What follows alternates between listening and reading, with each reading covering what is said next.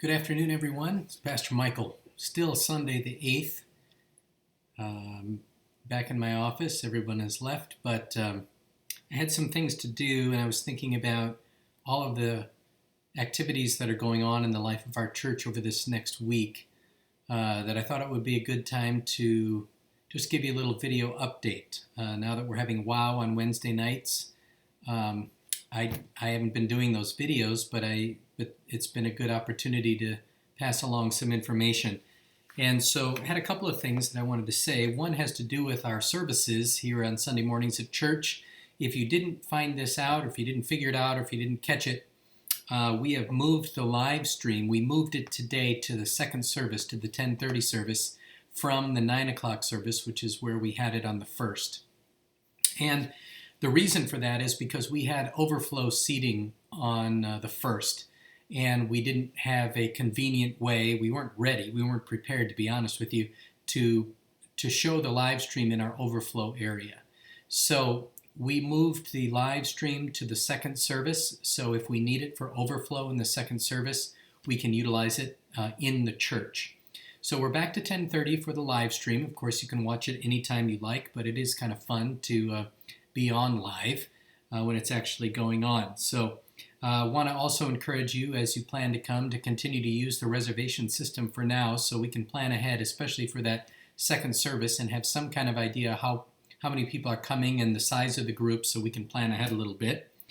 And then I guess it's implied, but if you dislike the potential of overflow seating more than you dislike wearing a mask, then we have still space available in the 9 o'clock service. So that's an option for you, 9 and 10:30, and currently the 10:30 service is full. So get those reservations in, and of course we will accommodate anyone who comes. And we had some guests today again too, which is great. Also wanted to talk about a couple of missions things. There's a lot going on if you've been looking in the bulletin and the weekly, in particular this month. One of those things is Samaritan's Purse, which, if that doesn't ring a bell for you, that's the Christmas shoebox ministry. It's that time of the year. In order for those to get distributed to children around the world by Christmas, it needs to be wrapped up by the end of November. So please look in the weekly to find the details about that as the shoebox ministry comes to a close. We also have on our YouTube site, which is what you're watching right now, a fairly new video went up a week or two ago from Rebecca Donaldson, giving updates on her ministry, as well as the information you need on how to support her. So if you haven't seen that, go to the Westkirk Presbyterian Church YouTube page and click on the video and watch Rebecca's update. And then lastly, I wanted to mention also Child Relief Foundation. This is our ministry in Liberia, and had a little update here on that. There's a big box in the narthex right now where we're taking donations on items for the new school that has been built in Liberia. There is a wish list on Amazon for that, and that information has all been in the bulletin, so if you need that, please let us know. The only change we would suggest is that you go ahead and have your donations from the wish list for the Child Relief Foundation sent to your home and then bring them here to church rather than sending them to church directly. That didn't seem to work out for a couple of people.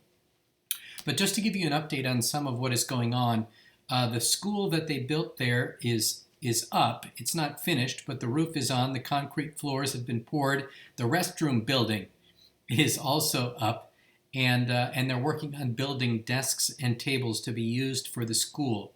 So there is funds necessary for that also. If you happen to go to the wish list, as my family did, you'll know that there are some items there, but they don't include finishing up some of the construction and hiring of teachers and things like that. So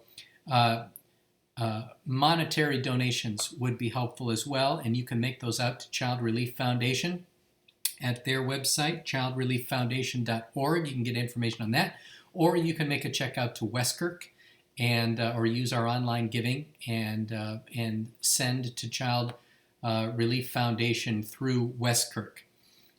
So that's what we will be doing. They also have a rice farm that has been up and running, and they're expecting a harvest in November, which is great. They want to store that because they know they'll get better prices in the spring, but they will need help with hiring their workers to come in for the harvest.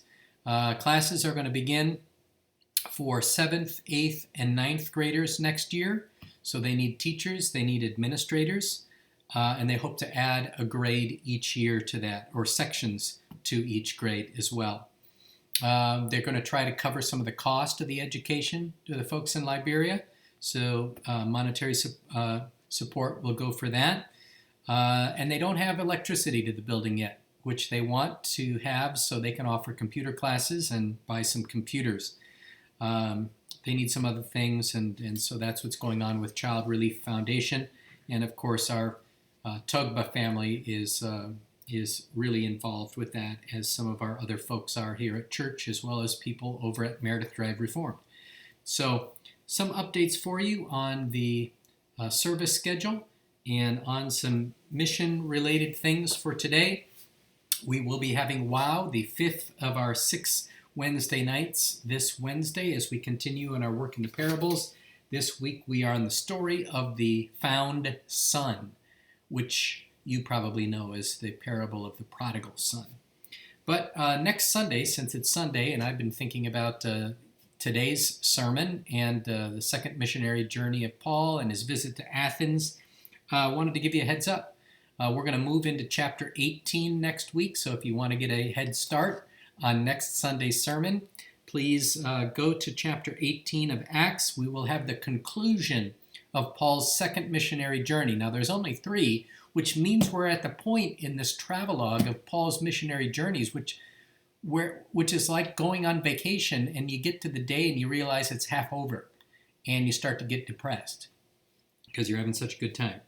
Well, there's still plenty of good time for Paul and Silas to have on the second missionary journey. They're going to be heading to Corinth from Athens.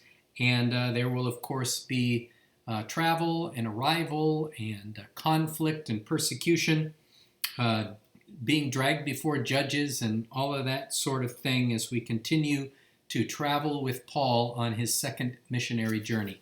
So check that out in Acts chapter 18.